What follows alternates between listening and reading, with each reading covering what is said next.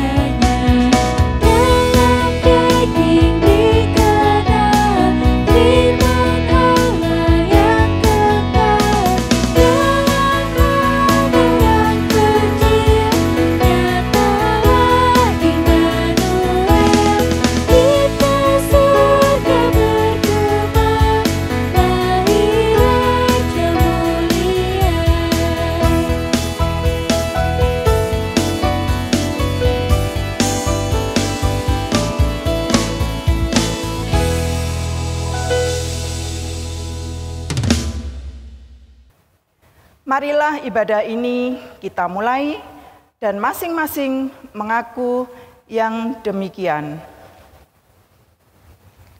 Bahwa pertolongan kita berasal dari Allah Bapa yang menciptakan langit dan bumi dan yang kesetiaannya kekal selamanya. Kasih karunia dan damai sejahtera dari Allah Bapa dan Tuhan Yesus Kristus menyertai ibadah kita pada pagi hari ini. Amin. Firman yang mendasari ibadah remaja pada pagi hari ini tertulis dalam Yakobus 5 ayat yang ke-7 yang demikian firman Tuhan. Karena itu saudara-saudara, bersabarlah sampai kepada kedatangan Tuhan. Amin. Adik-adik yang dikasihi Tuhan Yesus, pohon Natal kalian sudah terpasang dengan kerlap-kerlip lampu dan pernak-pernik hiasan Natal di rumah kita masing-masing. Tahu enggak kalian kenapa pohon Natal atau pohon cemara dipakai sebagai simbol dalam perayaan Natal? Mungkin adik-adik ada yang tahu? Ya, benar.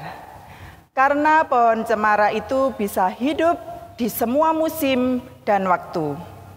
Demikian juga kehadiran kita sebagai orang-orang percaya diharapkan tetap hidup dalam segala keadaan dan waktu.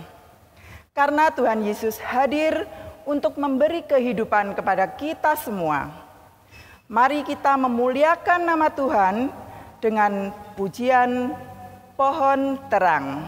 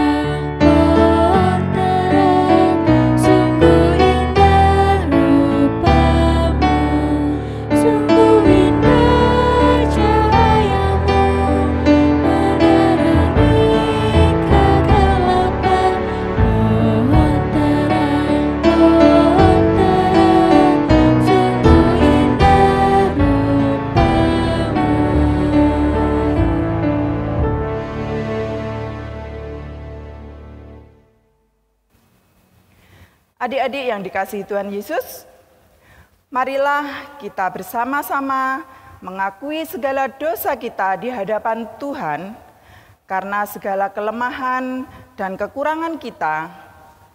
Mari adik-adik kita berdoa.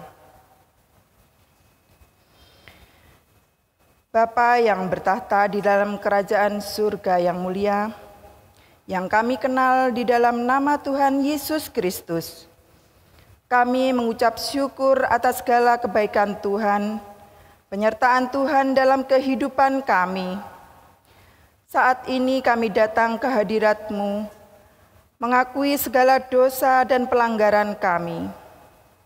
Karena kami sering menyakiti hati Tuhan, menyakiti hati orang tua kami, dan menyakiti hati teman-teman kami.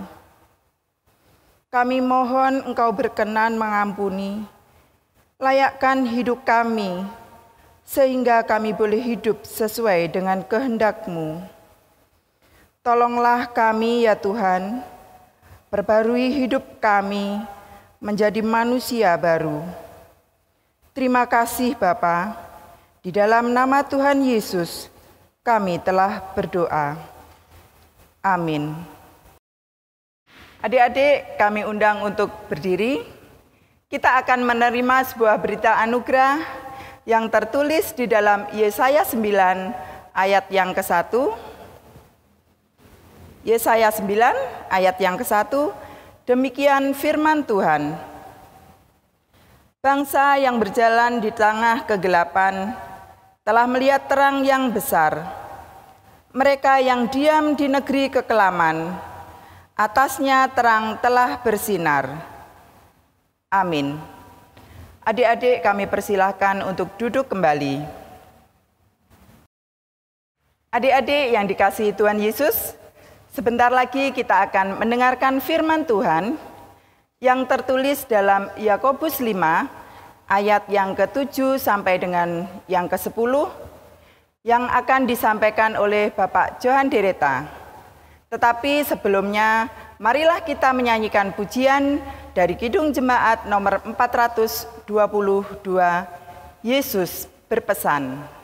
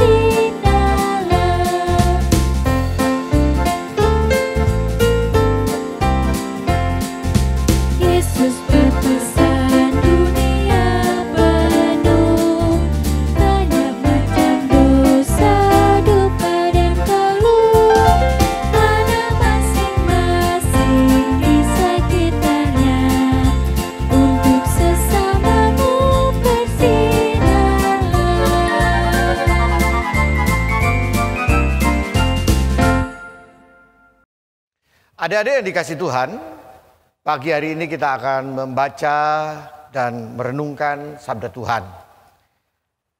Hari ini adalah Advent ketiga, dan kemarin tanggal 11 GKJW sekaligus berulang tahun. Dan renungan kita pada saat ini akan kita ambil atau kita akan merenungkan bagian itu. Silahkan adik-adik siapkan. Bacaan kita terambil dari Yakobus pasal 5 ayat 7 sampai dengan 10. Sebelum kita membaca dan merenungkannya, mari kita berdoa. Bapa kami bersyukur kepadamu jika di hadapan kami saat ini ada kitab terbuka. Kami akan membaca dan merenungkan. Berikanlah kepada kami telinga yang mendengar.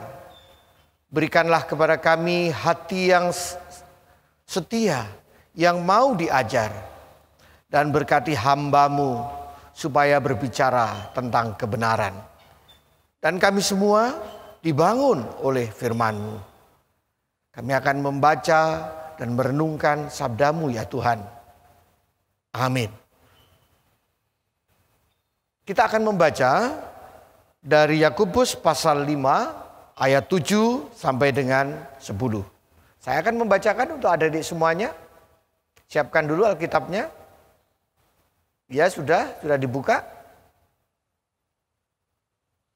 Baik. Saya akan membaca ayat 7 sampai dengan 10 Yakobus 5. Karena itu, saudara-saudara, bersabarlah sampai kepada kedatangan Tuhan. Sesungguhnya petani menantikan hasil yang berharga dari tanahnya. Dan ia sabar sampai telah turun hujan musim gugur dan hujan musim semi. Kamu juga harus bersabar dan harus meneguhkan hatimu, karena kedatangan Tuhan sudah dekat. Saudara-saudara, janganlah kamu bersungut-sungut dan saling mempersalahkan, supaya kamu jangan dihukum. Sesungguhnya hakim telah berdiri di ambang pintu. Saudara-saudara, turutilah teladan penderitaan dan kesabaran para nabi yang telah berbicara demi nama Tuhan. Amin. Berbahagialah setiap kita yang mencintai firman Tuhan, membacanya, merenungkan, dan melakukan dalam kehidupan sehari-hari. Nah adik-adik, renungan kita pada pagi hari ini akan kita beri judul sesuai dengan tuntunan dari MA, yaitu Aku dan GKJW untuk Tuhan. Ya, aku dan GKJW untuk Tuhan. Nah, sebelum saya menjelaskan lebih jauh kebenaran firman Tuhan, saya ingin mengajukan pertanyaan kepada kalian. Ya, pertanyaannya sederhana. Pertanyaannya begini. Siapa di antara kalian atau adik-adik semuanya yang tidak pernah mengalami kesulitan? Pernah? Ya, pernah. Ada yang tidak pernah? Tidak ada ya? Iya, tidak ada. Tidak ada dari antara kita, adik-adik, juga saya, tidak pernah mengalami kesulitan. Tidak. Semua orang pernah mengalami kesulitan. Ya, misal saja pada waktu ujian kita mengalami kesulitan menjawab soal. Itu juga namanya kesulitan. Atau barangkali pada waktu kita naik motor atau digonceng orang lain, kemudian bahan bakarnya habis di tengah jalan. Atau bannya bocor di tengah jalan. Nah, itu juga namanya kesulitan. Atau barangkali kita pernah mengalami kesulitan ketika ayah kita misalnya baru saja diberhentikan dari pekerjaan. Ya, itu kesulitan ayah, tapi kesulitan kita juga kan? Iya. Atau ayah usahanya tidak lancar atau gagal dalam usahanya. Ya, itu kesulitan ayah, tapi kesulitan kita juga bukan? Ya. Kita semua pernah mengalami kesulitan. Tidak ada yang tidak pernah mengalami kesulitan. Semua pernah. Semua manusia yang hidup di dunia ini pernah mengalami kesulitan. Nah, kitab Yakobus itu ditulis oleh seorang yang bernama Yakobus, Rasul Yesus. Dengan tujuan untuk membangun, untuk membimbing, untuk menguatkan orang-orang jemaat yang pada waktu itu terserak-serak, tercerai-berai kemana-mana. Ketika mereka mengalami kesulitan. Mereka harus berlari dari Yerusalem ke tempat tertentu. Ini budayanya baru, bertemu dengan orang baru, bertemu dengan penyembahan baru, bertemu dengan budaya baru. Banyak orang mengalami kesulitan. Dan beberapa melihat itu sebagai godaan, sebagai pencobaan. Maka pada bagian awal Yakobus mengatakan, berbahagialah kamu kalau kamu jatuh ke dalam berbagai-bagai pencobaan. Yakobus mengingatkan orang-orang yang mengalami kesulitan ini supaya dia tetap berbahagia. Nah, kali ini yang kita pelajari adik-adik dari ayat 7 sampai dengan ayat 10, setidaknya ada 4 hal yang kita lihat. Menjadi nasihat, menjadi harapan, menjadi bimbingan dari Yakobus. Apa saja itu? Ayo cermati Alkitab kalian. Ayat-ayatnya coba cermati. Ayat 7 coba. Lihat. Coba lihat ayat 7. Apa bimbingan Yakobus di ayat 7? Supaya orang-orang yang mengalami kesulitan itu apa? Sabar. Ya betul. Bersabar. Disuruh bersabar ketika mengalami kesulitan. Bersabarnya seperti apa? Ya kalau kita saat ini bersabar. Karena kita ada di musim pandemi seperti ini. Kita tidak boleh main sebebas-bebasnya. Kita nggak boleh keluar dengan bebas. Kita harus pakai masker. Ya harus sabar. Memang harus sabar. Tapi pada saat itu, ketika orang-orang mengalami kesulitan harus bersabar seperti apa?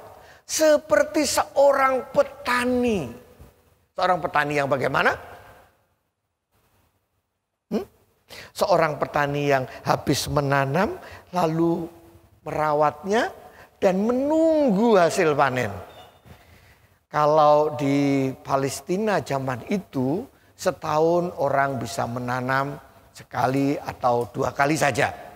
Ya kalau di Indonesia bisa 3 kali atau mungkin bisa 4 kali. Tapi pada zaman itu panjang, orang menanam sesuatu itu panjang masanya. Dari menanam sampai panen. Harus sabar menunggunya. Lah kalau nggak sabar kenapa? Kalau nggak sabar di tengah-tengah kemudian dipanen, ya hasilnya nggak memuaskan. Sabar yang pertama. Yang kedua, coba lihat ayat 8. Apa? Selain bersabar, kamu harus meneguhkan hatimu. Kata Yakobus, hatimu itu teguh. Jangan mudah goyah. Wah, seperti Pak tentara atau yang kuat gagah gitu ya. Teguh, tidak mudah goyah. Nah, tetapi ini hati. Hatimu jangan mudah goyah, tetap teguh. Ketika menghadapi kesulitan, Yakobus mengingatkan pada orang-orang Kristen yang pada waktu itu ada di mana-mana untuk tetap teguh. Teguh pada Tuhan. Ya, tidak mudah goyah, tidak mudah terpengaruh oleh kondisi luar, oleh kondisi sekitarnya. Ya, yang kedua. Yang ketiga apa? Coba lihat ayat 9. Apa? Ya, betul. Bersungut-sungut. Jangan bersungut-sungut dan saling mempersalahkan. Nah, biasanya kalau ada kesulitan, ya ini biasa terjadi ini. Bukan hanya adik-adik, saya juga sering begitu. Bersungut-sungut. Bukan ada sungutnya, bukan. Bersungut-sungut itu kira-kira ngresulo dalam bahasa Jawa. Atau tidak mau mengucap syukur. Menyalahkan orang lain. Kondisinya begini, siapa ini yang salah? Begitu. Nah, itu dinasihatkan oleh Yakobus. Jangan bersungut-sungut dan jangan mempersalahkan orang lain. Ya, kalau menghadapi kesulitan jangan bersungut-sungut, ya. Dan jangan mempersalahkan orang lain. Ini salah siapa ini? Ini salah siapa ini? Tidak bisa begitu. Kemudian yang keempat, yang terakhir, ayat 10 coba perhatikan. Ya, apa? Meneladani penderitaan para nabi. Meneladani orang-orang yang sebelumnya. Nah, ketika menghadapi kesulitan, ketika menghadapi masalah, ketika menghadapi pencobaan, kita diingatkan, dibimbing dengan 4 hal tadi. Tapi ada enggak ya orang yang bisa kita teladani ya? Ada enggak? Nah, Yesus? Ya, Yesus adalah teladan yang sempurna. Siapa lagi kira-kira? Kalau di GKJW misalnya. Pak Pendeta? Ya, Pak Pendeta teladan yang baik. Tapi ini ada tokoh. Ini beliau sudah meninggal tahun 1950. Ya, sebelum saya lahir pun beliau sudah meninggal. Namanya adalah Theomistoko. Ya. Tokoh ini kalau kita lihat ketika dia masih muda, dia adalah seorang pembelajar. Dia belajar dengan sungguh-sungguh. Dia lahir di Kertorejo. Kertorejo itu selatannya Mojowarno.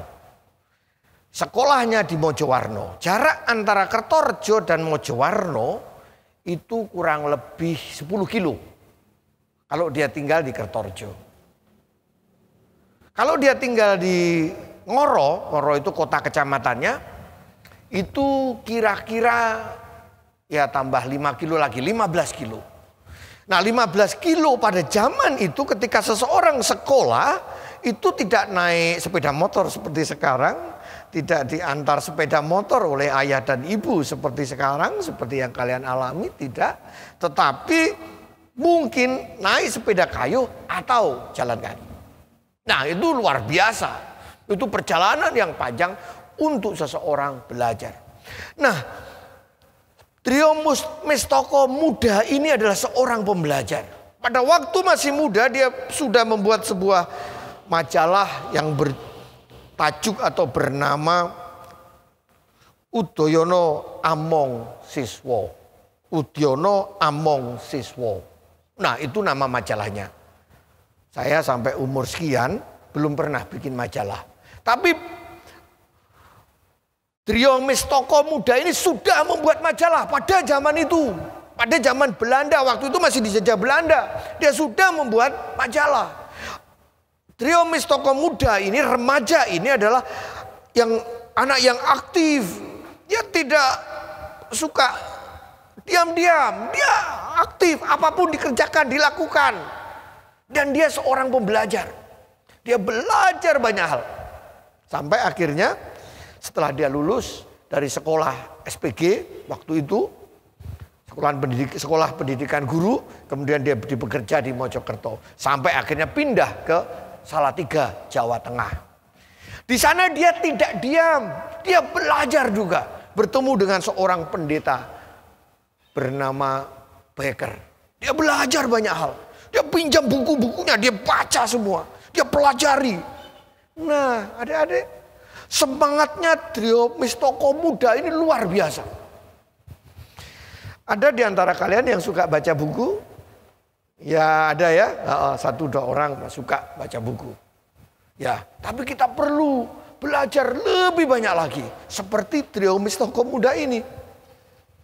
Karena kegigihannya, karena semangatnya dia belajar, dia akhirnya pada tahun 1922 dia ditahbiskan sebagai pendeta.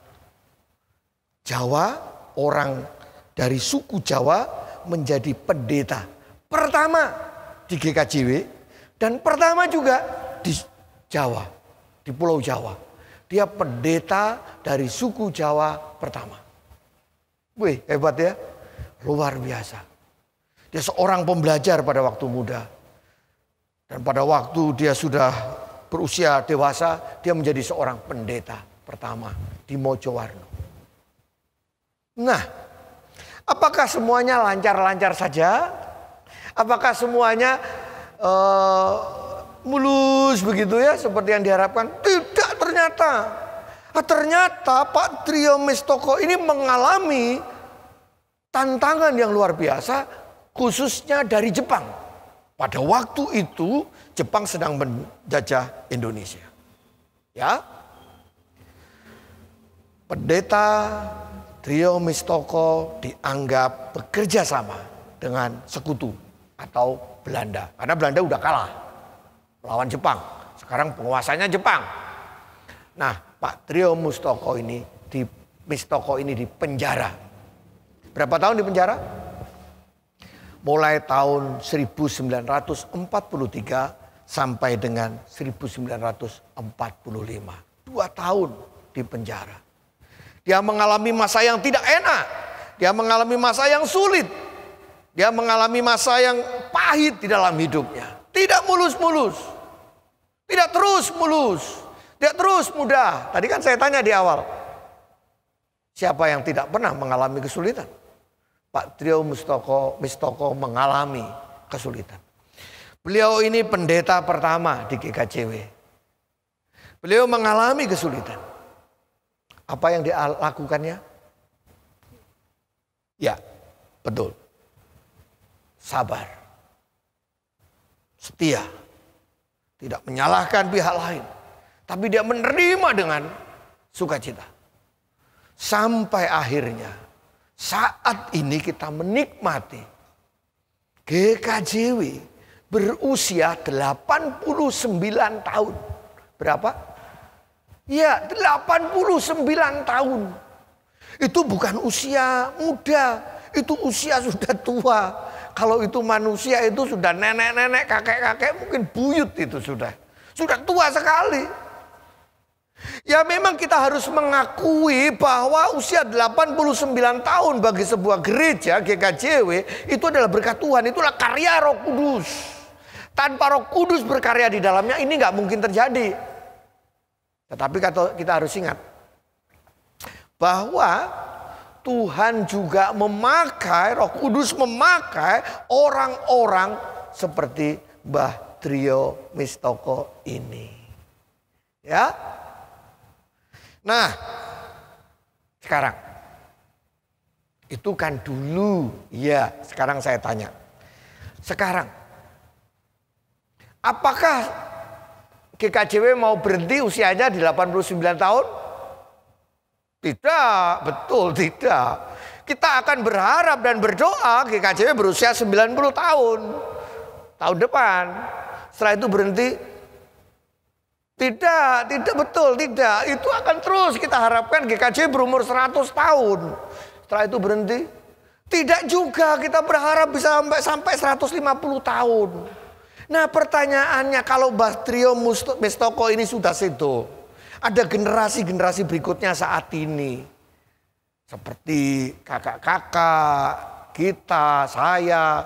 Nah nanti 20 tahun lagi siapa penggantinya? Hah? Ya adik-adik semua. Yang akan meneruskan nanti akan merayakan ulang tahun GKJW ke 150 tahun. Adik-adik semua. Nah untuk itu yang diperlukan sekarang adalah bukan hanya berdoa saja, Tuhan semoga nanti GKJW bisa ulang tahun ke 150. Bukan hanya itu saja. Tetapi Tuhan pakai saya supaya nanti GKJW bisa sampai berumur 150 tahun. Bahkan lebih lagi. Begitu toh? Yang kita doakan, yang kita harapkan. Iya, kita berharap nanti terus. Tapi siapa yang akan merayakan di ulang tahun ke 150 tahun nanti? Siapa coba? Adik-adik. Nah, selain ulang tahun GKJW ke-89 tanggal 11 kemarin, minggu ini juga adalah minggu Advent ketiga. Saya ingin kita mengingat apa yang dikatakan Maria ketika malaikat datang kepada Maria. Maria, engkau akan hamil. Maria ragu-ragu pada awalnya. Maria bimbang pada awalnya, bingung pada awalnya. Tetapi coba, saya akan membacakan satu bagian ayat untuk kita. Apa yang menjadi pernyataan Maria? Ketika Tuhan membawa berita, malaikat membawa berita bahwa Maria akan hamil. Lukas pasal 1 ayat 38. Kata Maria, sesungguhnya aku ini adalah hamba Tuhan. Jadilah padaku menurut perkataanmu itu. Lalu malaikat itu meninggalkan dia. Perhatikan apa yang disebutkan, yang diucapkan oleh Maria. Aku ini hamba, aku mau dipakai Tuhan. Aku ini mau taat saja sama Tuhan. Nah, kalau kita ingin berdoa, kalau kita ingin berharap GKJW berusia 150 tahun lagi, bahkan 200 tahun lagi, harus ada anak-anak muda yang sekarang mengatakan, Tuhan aku ini hamba, aku mau dipakai Tuhan. Untuk bisa sampai GKJW itu berusia 150 tahun. Seperti Maria. Nah, mau? Ingat 4 hal tadi. Apa? Sabar, teguh hati, jangan bersungut-sungut, jangan menyalahkan orang lain. Nah ini biasaan kita ya. Dan meneladani tokoh-tokoh terdahulu. Hari ini kita sudah meneladani Mbah atau Pendeta Trio Mistoko. Hari ini juga di Advent ketiga ini kita meneladani sikap Maria yang mau menyerahkan dirinya menjadi alat Tuhan. Oke? Siap? Terima kasih. Tuhan memberkati kita semuanya. Mari kita berdoa.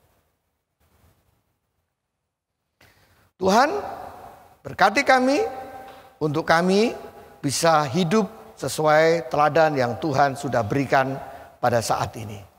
Dari Pendeta Trio Mistoko dan Maria. Tolong kuatkan kami ya Tuhan. Mampukan kami. Amin. Adik-adik yang dikasihi Tuhan Yesus, saya undang untuk bangkit berdiri. Kita akan mengucapkan pengakuan iman rasuli bersama-sama dengan orang percaya yang demikian.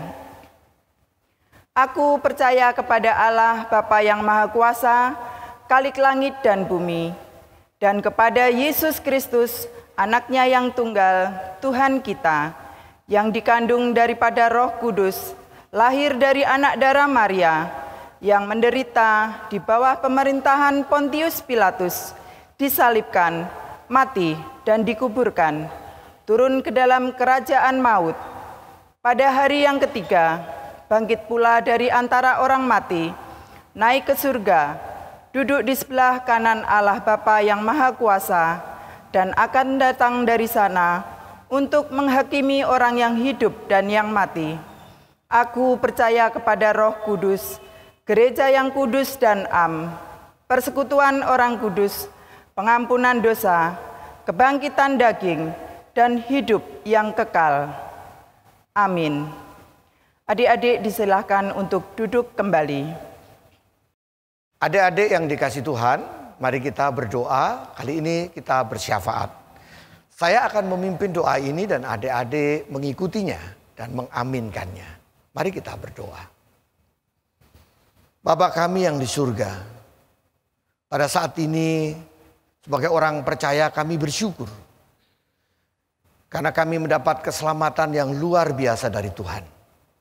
Tapi sekaligus Tuhan, pada saat ini kami berdoa untuk saudara-saudara kami yang lain. Biarlah Tuhan terus menolong setiap orang yang mendengar Injil Tuhan. Diberkati Tuhan. Untuk mereka boleh dibaharui dan menerima Tuhan. Kami berdoa Tuhan juga untuk gereja Kristen Jawi Wetan. Gereja kami di mana kami bertumbuh. Di mana kami melayani, di mana kami dilayani. Berkati untuk setiap bagian Tuhan. Kami berdoa untuk Bapak Pendeta dan keluarga. Berkati Tuhan. Kami berdoa untuk para majelis. Tuhan berikan hikmat di dalam mereka melayani. Dan biarlah Tuhan tambahkan kesetiaan mereka. Tambahkan sukacita mereka dalam mereka mengerjakan pelayanan. Ya Tuhan. Kami berdoa untuk para pamong. Tuhan berkati.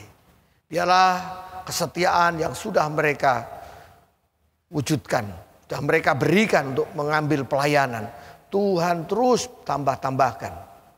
Biarlah berkat Tuhan terus melimpah atas mereka. Kami berdoa untuk jemaat Tuhan. Biarlah Tuhan di masa pandemi ini Tuhan hibur mereka. Biarlah di masa ini Tuhan boleh berikan hati yang sabar buat mereka. Dan terus berharap kepada Tuhan. Saudara-saudara kami yang mengalami sakit, Tuhan boleh jamah dan Tuhan beri kesembuhan.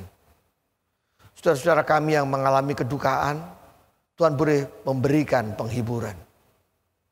Anak-anak, teman-teman, kakak-kakak yang mengalami kesulitan, Tuhan boleh tolong. Mereka yang bergumul dengan pekerjaan, Tuhan tolong. Mereka yang bergumul dengan belajar, Tuhan tolong. Dan adik-adik kekasih kami yang mungkin juga masih mengalami sekolah online dan banyak mengalami kesulitan, Tuhan juga tolong. Kami berdoa Tuhan untuk pemilu yang baru saja kami adakan. Kami berdoa supaya kami secara khusus rakyat masyarakat di kota Jember ini boleh menerima apapun hasilnya. Dan kami tetap kondusif. Kami berdoa Tuhan. Juga untuk Gubernur Jawa Timur. Untuk para menteri. Bahkan lebih-lebih Tuhan. Pak Presiden. Tuhan berkati. Tuhan lindungi mereka. Berikan hikmat mereka di dalam memimpin kami. Di dalam memerintah kami. Kami mohon kiranya Tuhan terus memberkati kami.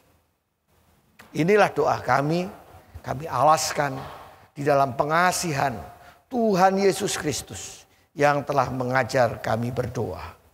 Bapa kami yang ada di surga, dikuduskanlah namamu, datanglah kerajaanmu, jadilah kehendakmu di bumi seperti di surga. Berikanlah kami pada hari ini makanan kami yang secukupnya. Dan ampunilah kami, seperti kami juga mengampuni orang bersalah kepada kami. Dan janganlah membawa kami ke dalam pencobaan, tapi lepaskanlah kami daripada yang jahat. Karena Engkaulah yang punya kerajaan dan kuasa dan kemuliaan sampai selama-lamanya. Amin. Tuhan Yesus telah memberikan kepada kita kesehatan, kekuatan, dan berkat yang melimpah. Marilah kita bersyukur bersama-sama dan dengan sukacita di hati. Pada saat ini kita memperingati HUT GKJW yang ke-89. Marilah kita memberikan persembahan yang terbaik bagi Tuhan. Dengan diiringi pujian, Aku Anak GKJW.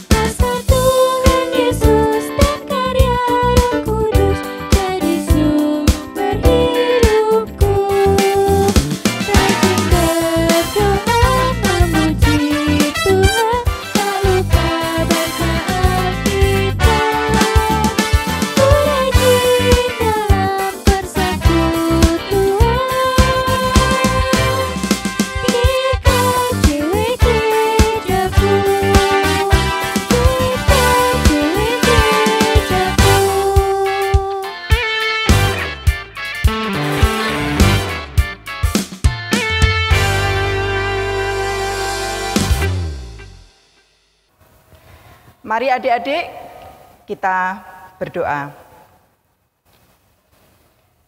Dengan segala ucapan syukur kami datang kepadamu ya Tuhan. Terima kasih kalau pada hari ini kami diberikan kesempatan untuk mengucap syukur atas pemeliharaan Tuhan dalam kehidupan kami. Sebagai wujud syukur, pada pagi hari ini kami menghaturkan persembahan. Berkati persembahan kami ya Tuhan, dan ajarkan kepada kami untuk terus mengucap syukur dalam segala hal. Ajari kami untuk mempersembahkan hidup kami kepada Tuhan. Terima kasih Tuhan Yesus, di dalam Putra-Mu yang tunggal, Yesus Kristus, kami telah berdoa dan mengucap syukur. Haleluya. Amin. Adik-adik remaja yang dikasihi Tuhan Yesus, ibadah remaja online pada pagi hari ini akan segera berakhir. Tetapi ada sebuah berita pengutusan untuk kita semua yang terambil dari Yohanes 1 ayat 11 dan 12. Yohanes 1 ayat 11 dan 12. Yang demikian firman Tuhan. Ia datang kepada milik kepunyaannya, tetapi orang-orang kepunyaannya itu tidak menerimanya. Tetapi semua orang menerimanya, diberinya kuasa supaya menjadi anak-anak Allah, yaitu mereka yang percaya dalam nama-Nya. Amin. Adik-adik remaja yang dikasihi Tuhan, saya undang untuk bangkit berdiri. Tetaplah semangat dalam melayani Tuhan dan sesama. Dan mari kita persiapkan bersama-sama untuk menyambut kedatangan Tuhan yang penuh sukacita. Mari kita bernyanyi Joy to the World.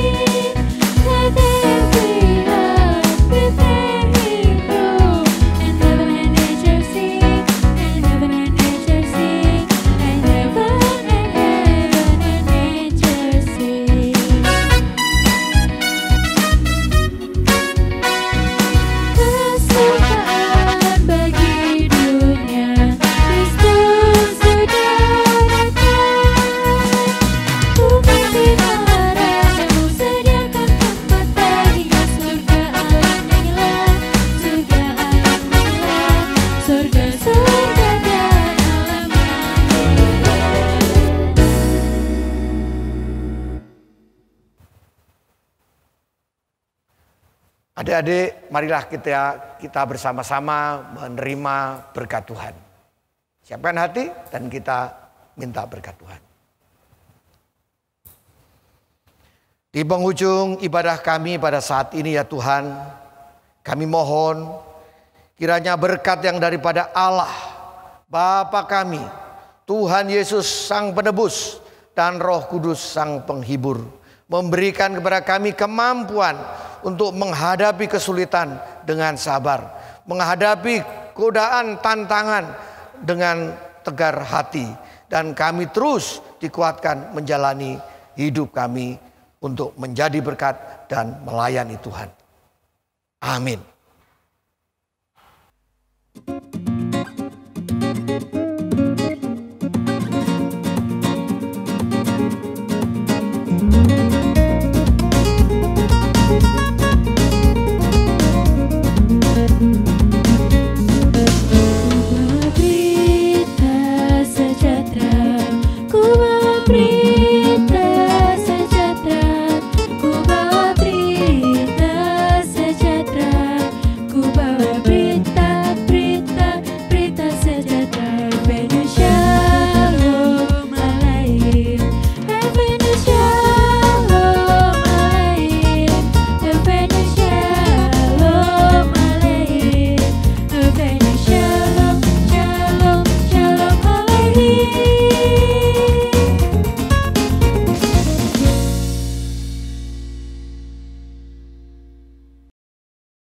Selamat hari Minggu, tetap semangat, jaga kesehatan, tetaplah berdoa.